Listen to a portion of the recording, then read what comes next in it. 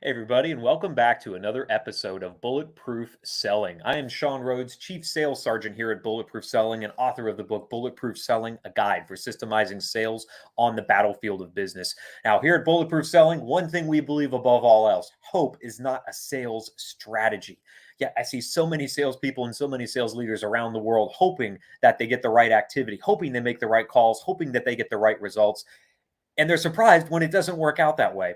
Well, we believe that hope is not a sales strategy so much that I wanted to take all of the lessons that I had learned from studying bulletproof teams on the battlefield and bring them into the world of sales so that we could increase the performance of salespeople, the results of their pipelines, and the results of their teams. Now, in this Bulletproof Selling series, whether it's your first time with us or you've been with us since the beginning, and we're pushing close to 100 episodes now, it's pretty incredible that people keep volunteering to come on the show and just talk about sales systems with me. We've been able to interview people that are Hall of Fame speakers, best-selling authors, trainers, consultants, people that are out there in the field managing sales teams and everything in between. But at every single show, the one thing that I want to do is give you something to walk away with that you can actually use. So with every single guest, we build a sales system that you can use no matter the size of your goals or the size of your business. And when I run across people that are also in my industry, it's always fun, of course, to connect with other salespeople, to connect with other sales trainers. But it's really fun when I meet somebody that has the right mindset about what it takes to succeed in sales. The guest today that we've decided to bring on, one, he's coming all the way from the UK, which is pretty incredible. I love the fact that we can do this internationally now. It used to require thousands of dollars, weeks of travel, all kinds of crazy stuff. Now we can just make it happen on a live stream to be able to bring you stuff from different ways of thinking about the world, different markets, but especially people that are dedicated to continuous improvement in sales, which is ultimately what it means to be bulletproof. I know we call this bulletproof selling. We don't touch a lot on what it actually means to be bulletproof as a salesperson, but I know that we're going to learn something from our guest that's going to reaffirm, it's going to solidify the fact that sales is not a one and done job. It's not a get good one time and then you can be good for the rest of your life. No, it takes constant refinement, constant studying, constant improving of yourself so that you can keep up with the changes in your market and continue to find new ways to serve your prospects. And I know that's exactly what we're going to be talking about today with Mr. Chris Dawson. Chris, welcome to the show all the way from the UK. Really good to be with you, Sean. Thanks for the invite. So, Chris, tell us a little bit about your business model, the teams that you work best with, what got you into sales. Give us that top line overview of your life story, man. My life story, that might take Yeah, a the whole time. thing. You were born and then what happened? Yeah, a doctor pulled me out and then it went. Right? I suppose everybody's got a similar or claims to have a similar backstory in sales, don't they? That I literally was in sales from childhood. Very long story short, I paid my way through college selling oil paintings door to door. Whoa. I don't know if you've ever Impressive. bought an oil painting from your front door. I sold burger alarm systems. I ran my own market stalls. I loved that human interaction that it's just up to me and my language and my creativity to make a wage. And then I moved into professional sales. I would call it a big difference there into publishing world. And I had the shock of my life. It was a different world. It wasn't market selling. It wasn't knocking on doors. You were dealing B to B, business to business. I went in thinking I'd be amazing. And I was dreadful. I've gone from being really good at what I was doing to the bottom of the pile, and it really knocked my confidence. And I was very lucky to discover something that I know a lot of salespeople haven't discovered yet. There's a lot of books out there on selling. I was 18 years old. I started getting into it, and I genuinely just started enthusing, not about my role, but sales and selling itself. Very long story short, I've now had a lifetime in sales. I'm older than I will say on your lovely show. And I am very fortunate now to spend my life all over the world, sharing my experience and my passion for how to sell with sales teams from every possible sector and culture all over the planet, from web design and print through to, would you believe it, the beauty industry, re-imaging industries, do lots of work with Camp America. And it's this fantastic job I have now that I can help people change the language that they use to literally change the outcome of their life. And what would you say differentiates the way that you go about training teams from all the other sales trainers out there? Because there's about 1,000 of us or 100,000 of us. What makes you different? I think it'd be really arrogant to say there's nobody exactly like me. I don't know that for sure. I can only comment on what I do and why I do it. Firstly, this is experience led first. This isn't theory. I've been there.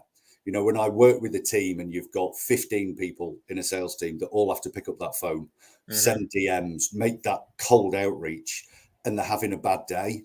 I've had that bad day. I've been in their seat. I've had the stomach pain and the stress, and the phone is suddenly made out of a cactus and I don't want to pick it up. Yep. I've been in that world.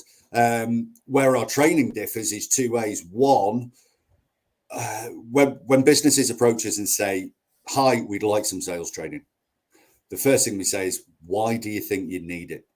We don't say, of course you can, here's lots of courses, because they might be wrong. They might not. And we won't deliver or do anything until we know for sure what they need. So we'll meet the team. We'll listen to the recorded calls. We'll meet the leaders. And the big question we need answering before we will go anywhere is, what has to be different 6 months after our training? And then we will design completely made to measure solution to get there. And if at any point through that discovery process, we think, you know what, that's not us, that's not our expertise, we'll put our hands up, we'll send you in the other direction. Yeah. And this is something that I picked up on in the military really, really early. You're dealing with people that are 18, 19 years old. They don't have a lot of education, maybe a high school diploma if they're lucky. And yet they're tasked with these incredibly dangerous missions in working in tandem with teams from all over the world. British Special Forces have got to be alongside them, British Royal Marines. And yet they still get the job done, even though they're just horribly inexperienced by any standard. And we realized it was because they had that clear mission objective, that what you talked about, what needs to be different 6 months from now. And I began using that as well when I began training sales teams. And every time that I stand on a stage and give a speech, because I'm called all over the world to do keynote talks now, the first thing I ask my clients is, what do you need to have changed? And normally, and I don't know if you ever get this with sales training, but they'll tell me something like, we need our people to be more motivated. We just want them to have some key takeaways. I'm like, that's great. You know, I can, here's a worthless business card. I'm going to give it to everybody in your audience. That's your takeaway. Now you can pay me. That's not good enough. So I have to drill deeper, and I'd love to get your insight into how you do this as well with your clients. But what is the actual change that you need to see? Is it just an increase in top line sales? Do you need more pipeline velocity? Do you need higher conversion points? What is it that you actually need? Now, where have you found that clients sometimes stumble or get stuck in helping you define that so that you can actually produce results for their organizations? Oh, it's a great question. Yeah, I mean, so often when we have an inbound inquiry, especially, it's we'd like them to be happier. Like, your motivation is great there. You know, it's a lovely goal, but I'm not going to get a measure out on their smiles or. Yeah, I've got some nitrous oxide here. We can feed it to them. They'll be happy. Life is good. Yeah. You can pay me, right? Let's just do drugs. That'll sort that out. Yeah. Right. And this is where I think when you offer great training, you also you kind of go into business consultancy, really, because you ask a great question, and sometimes it's at the detriment of generating business, but it's the right thing to do. If you ask the right question, they go, we've just not thought of that. Maybe we don't need you yet. Yeah. And we will give that advice. You know, before we come in and train your team, first of all, you've got to look at your leadership model. You've got to look at your sales process. You've got to look at your marketplace. We could train them to make fantastic cold outreach, but your list is, you've got nobody to phone. There's all that needs to go on beforehand. So we'll ask those deep questions, you know, and we're not afraid of asking the dangerous questions that will qualify us out.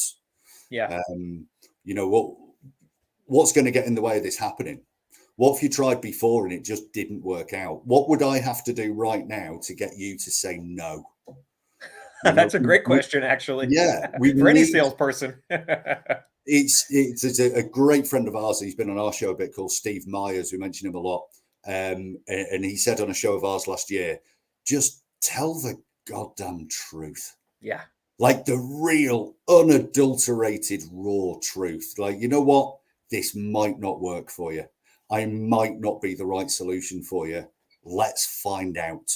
And genuinely beyond that, and the word journey is wildly overused, isn't it? And I apologize to the audience now, but get on that journey with them, because it's your duty. And again, this This sounds like a cliche, but it's not. It is your duty to help them make the right decision. Now, that decision might be no. Well, it's your duty to help them make that decision. The decision might be yes, but they don't see it yet. It's still your duty to help them make it. And that's where sales can be rightfully slightly pressured, slightly forceful, because if the patient doesn't want to take the medicine and you know that it's what they need, you don't let them off. Oh, well, don't worry about it then. Just stay ill. Yeah, just go ahead and say keep getting worse. Yeah, but it's got to have the right motivation behind it. So no, it's so right. It's people will phone up. We want sales training. Why? Well, HR told us to call you. They've got a box to tick that says. Then you know you're not talking to the right person. What a dreadful reason to train people. Yeah. So I've got a question for you then, Chris. This is one of those deep questions. A lot like, what would I have to say right now for you to say no and hang up the phone? But in the sales teams that you're working with, where do you find them relying on hope a little more than they should at any place along their sales process? Probably many places, but where do you really find it standing out these days? I've been looking forward to this conversation. Hopium is addictive, isn't it? Hopium, yeah. So many salespeople are addicted to hope. There's so many places, but the one that really stands out to me, I was having a conversation with the team about this earlier this week, is the spotlight effect gets them. Now, the spotlight effect is very simply, we spend 95% of our waking day thinking about ourselves, our problems, our issue, our emotions, our thoughts, me. And that sounds terrible, and we'd all deny it. No, we don't. We think, no, I'm sorry. It's scientifically proven, the spotlight effect. We live under our own spotlight. Sure. And the effects this has on the sales process is huge. So some brilliant experiments have been done at Yale University. They've got a phenomenal psychology department. They had a vote once, Sean. What would be the worst image you could possibly have on your T-shirt? The worst image?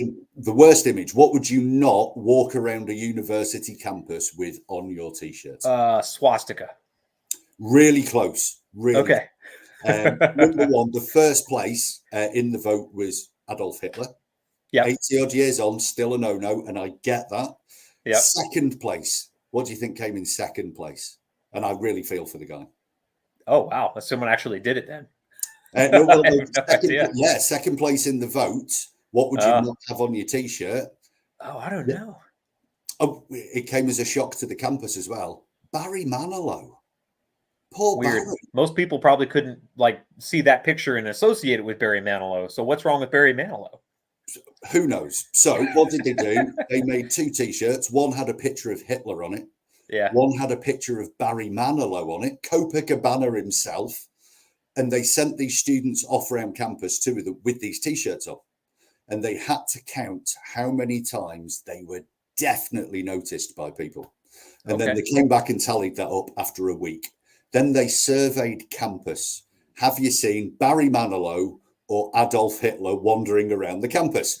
And they tallied those results up. And for every 2 times, the students were convinced somebody had noticed them in these T-shirts. They'd only been noticed once.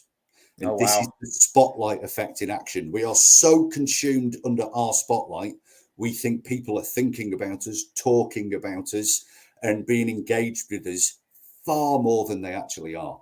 Now, how does that play out inside of the sales cycle? Because I know salespeople are probably understanding this at a basic level, but how would this look after the end of a day of making calls, sending emails? How would it negatively affect my results? So how it negatively affects your results is, those 6 callbacks that are definite. Oh, they loved it.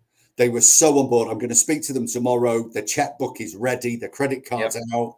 You know what? Since the phone went down, they have completely stopped thinking about you because they went back under their own spotlight and started thinking about themselves.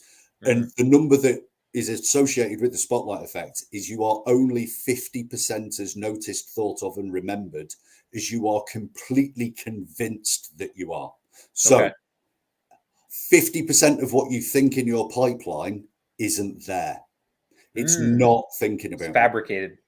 When you plan your sales campaign and you say, right, we need to do this much cold outreach for this period of time, you need to double it.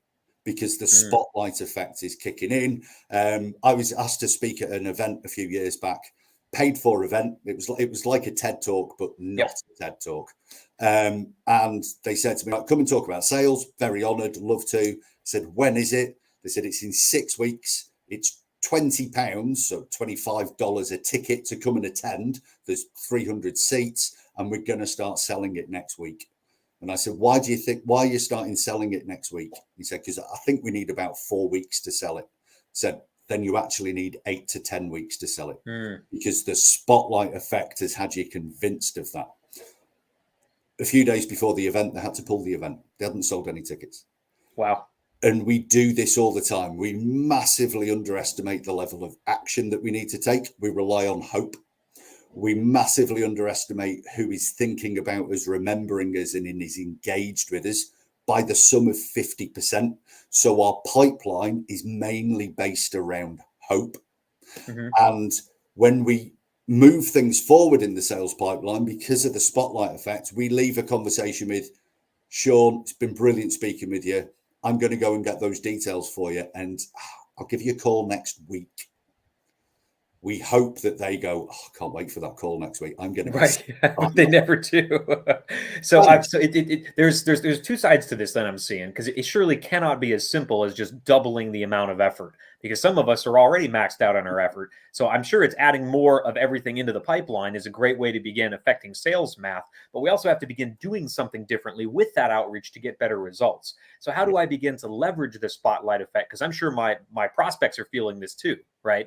They're concerned about their world. How do I begin leveraging that so that I can accelerate the velocity inside my own pipeline?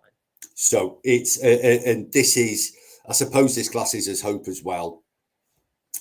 Salespeople so often lose control because they're stood under their own spotlight. They're convinced this person is remembering them, thinking about them, is engaged. But the second that conversation stops, they go back under their own spotlight. So if they leave, let's say a face-to-face meeting, I've been with you for 45 minutes, Sean. We've had a cup of tea. Hey, we're in the UK here. We live off tea. We've had a great chat. We've batted around some ideas about stuff. And I go to leave that meeting and I said, it's been fantastic seeing you, Sean. You know what? I'm going to go and work on this. I'll give you a call and we'll meet again in a couple of weeks. And you go, not a problem, Chris. And off I go. The second I leave that door, it's gone. So what can people tangibly do to stop this happening? Well, rule 1, never leave a meeting without booking the next meeting. Own the next step. Yeah. So you have got to make sure, Sean, it's been great chatting with you. Listen, I'm going to go and do all this stuff for you. Why don't I come back next week? Let's get our diaries out. Have you got your diary on you?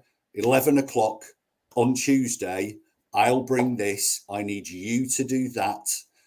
And at that point, if everything checks in, usually or typically at this stage, we'd look at either getting a PO number or moving this forward. Would you be comfortable making that decision, Sean? And we just really solidify that next step. Because here's what happens if you don't.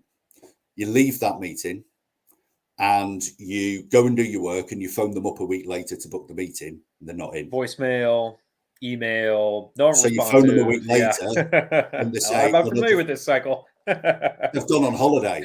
Oh, right. When are they back? So it's now 4 weeks. So you phone them again and you go, we're a bit busy. Can you come in 2 weeks? It's now 6 weeks between meetings. And they've already forgotten the original conversation. Yeah, so you have the first meeting all over again. Yeah. And your pipeline is enormous.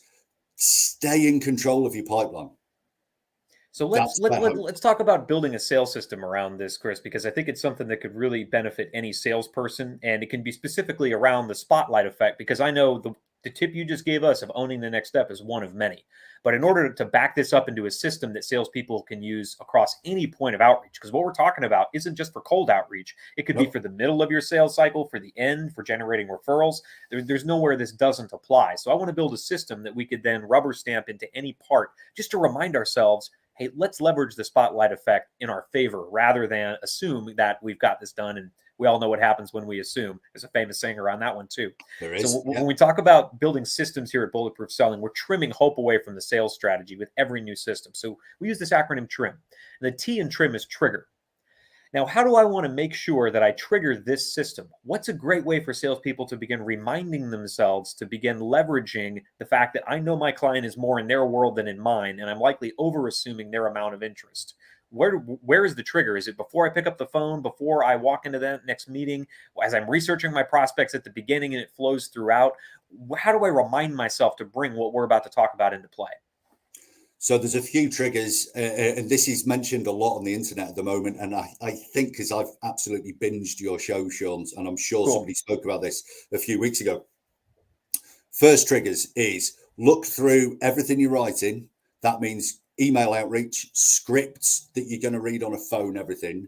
How often does it say we? How often is your pronoun about you? Because that's your spotlight. Are you, and it's well-known saying now, isn't it? Are you weeing on people? Yeah. We do this, we do that, we do the other, me. Go through everything you have written, and the trigger should be, that's all about me, isn't it? Can you turn that to about the prospect? That's your first trigger, is what's written down. Look at the pronoun in it. Okay. I've got a great tale about this, but it's a lovely show you got, so I'm not going to mention it. We'll when it's Bulletproof Selling After Hours, we'll bring the story in. So that would be the first trigger for me. The second trigger, when I'm looking at my pipeline. So let's really simplify this as an example. Let's say there's going to be 4 stages in that pipeline. 1, 2, 3, 4. At each stage, when somebody's in my CRM, if I can click, say they're on stage 2, and I click on them on HubSpot, whatever you're using, whatever. There must be a drop down of time, date, and agenda of next conversation. If that is not there, I have lost control. Yeah. Is that in each stage moving along? And it will be more detailed the further you get down that pipeline. But for me, the system would be, there's got to be a drop down: time, date, agenda, and actions, milestones, if you wish. And the further down that pipeline you get, the system should start giving your prospect actions as well. That's interesting. Okay. Set each other milestones. I will have done this by here, and you need to have done this by here as well. And it's a great gauge of A, the relationship, and B, maybe they're under their spotlight, because we're going to do this as a partnership here, aren't we? So as a process goes, 1 is, are you weeing on people early on? That's top of funnel. And 2, does each milestone down that process have a time, a date, an agenda, and action points for the next stage? If it doesn't, you're about to stall. You're about to lose momentum.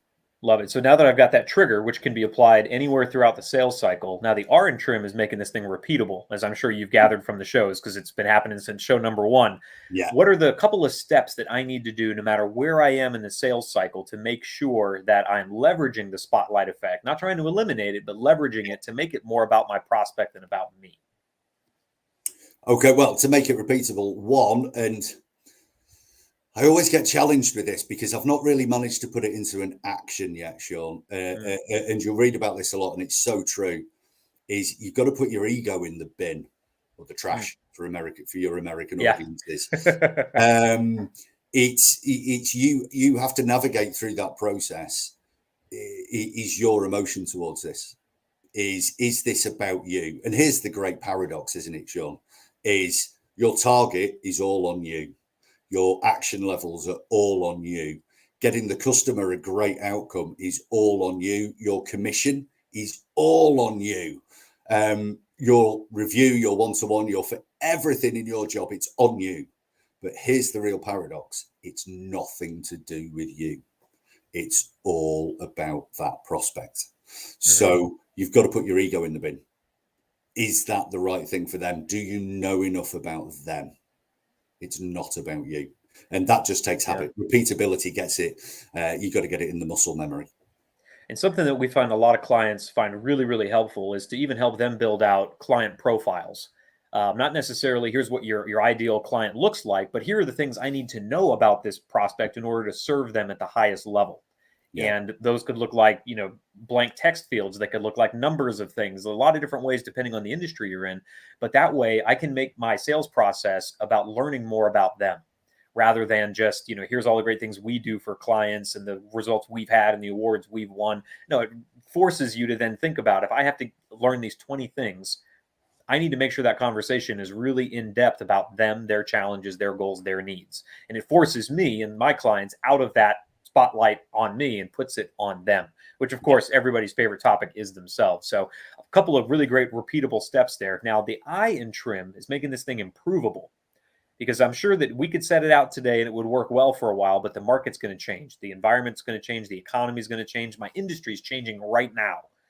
What do I want to do at quarterly intervals, at annual intervals, to go back and look at this and make sure I'm leveraging the spotlight effect in the way that my market needs to do then, rather than when we set this up back in 2022?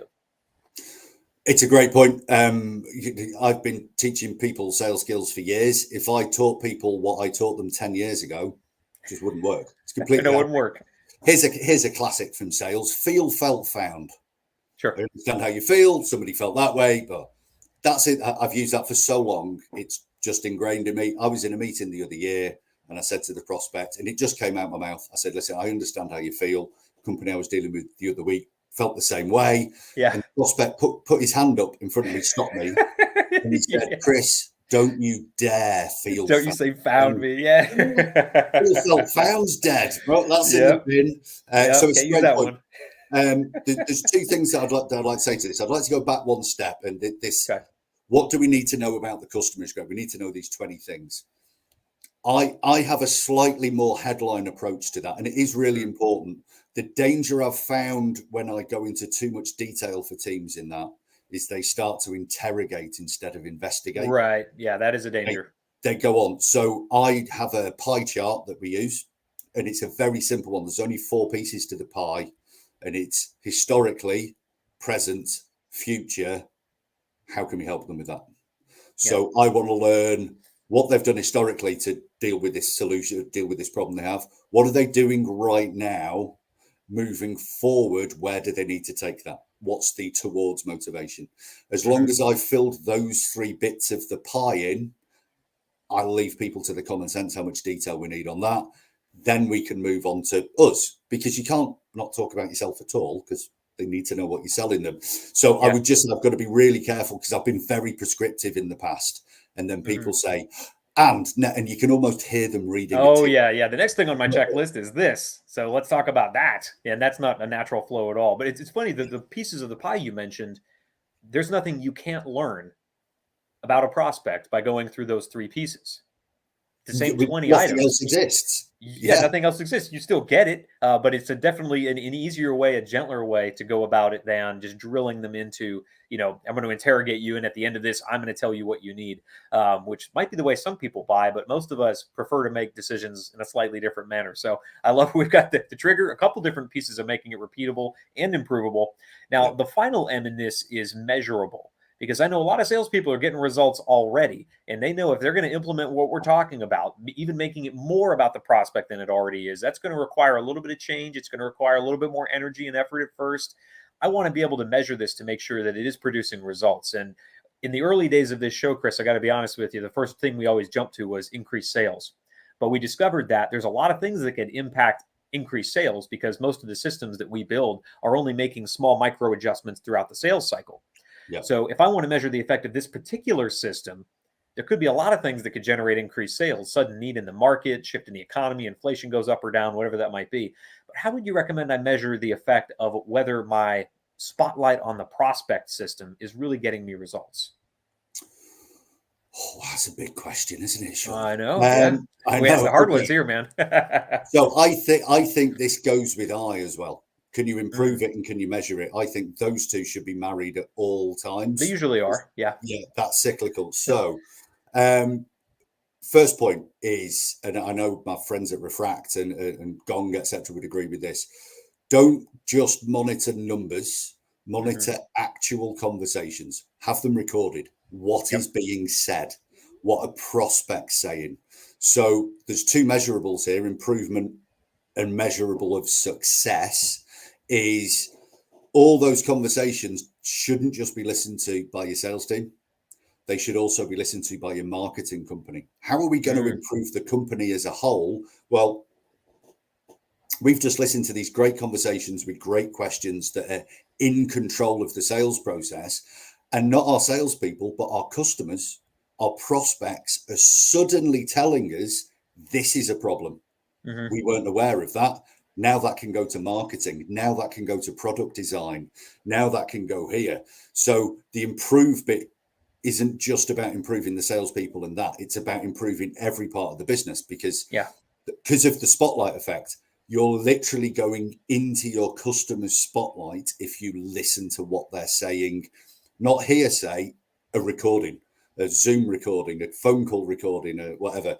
You've got to do that to improve it. And then you can look at the conversations from each step that you're in control of, literally objectively going into your customer spotlight. What are they really saying to you? So that would be improved. That would also be measure for me, because you can say, okay, we started asking these questions, which are more based on the customer. We've got the metrics on our average sales cycle, our average time from cold outreach to re-sign to done deal to qualified out. Let's not forget that's really important. How quickly do you qualify out? Or are all those getting shorter? So we want to be measuring those timescales in each block. We want to be measuring what the customers are saying. You've got re-sign rate, referral rate. If you're genuinely measuring how much you're under somebody else's spotlight, they're far more likely to give you a referral. If you ask for it. Have your referral rates gone up? Are they being asked for in those spotlights? Pipeline velocity, referral rates, all of the things that are more based on, well, they can be measured in quantity, but I know it's more important for us in dealing with spotlight on the prospect to measure in quality. And that's something that a lot of salespeople do not take the time to do, in my opinion, enough. I know I could do a better job at it with the folks that I'm selling to, but being sure that I'm in their world with their challenges, in the texture of their lives, rather than trying to yank them over into mine and show them how good life is with whatever it is that I'm selling.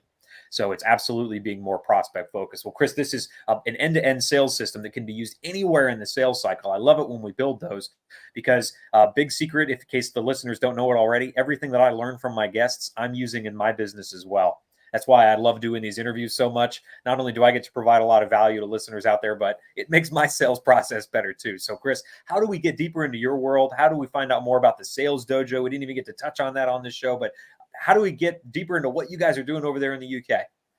Well, there's so many ways. We probably need to slow down a bit. So but first way, I run an organization called Sixth Door. Its entire mission is to change people's language to help them change their outcome. If you change the words you use externally and internally, you get a better outcome. And the vehicle for that is we train sales teams. So go on Google, look for 6THDOOR, sixthdoor.com. You'll see our website there. For me, I live on LinkedIn. I love LinkedIn. Just go and look for Chris Dawson, big shiny head. You can't miss me. I'm on there. I'm also co-host of the Sales Dojo Podcast. Sorry to plug my own podcast on your podcast, Sean. Oh, do it. With my friend Leon and my friend Susie. We do a number of things on there. We interview people from around the world, but we also, there's a section on there called This Week in Sales.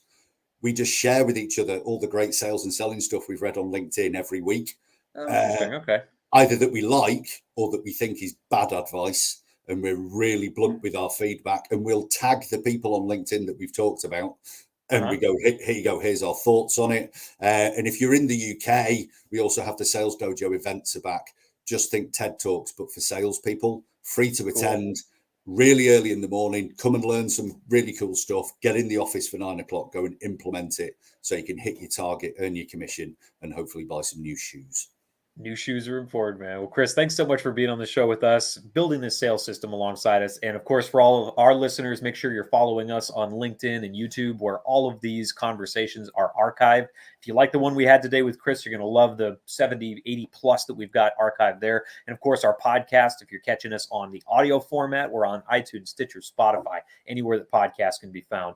And for more sales systems to help you replace hope with certainty throughout your sales process, make sure you're checking out the resources just like this video, just like this podcast, just like the sales system that we're building out of this over at bulletproofselling.us. Well, Sean Rhodes here. It's been a pleasure serving the sales community alongside you, Chris. Let's get out there and make selling bulletproof.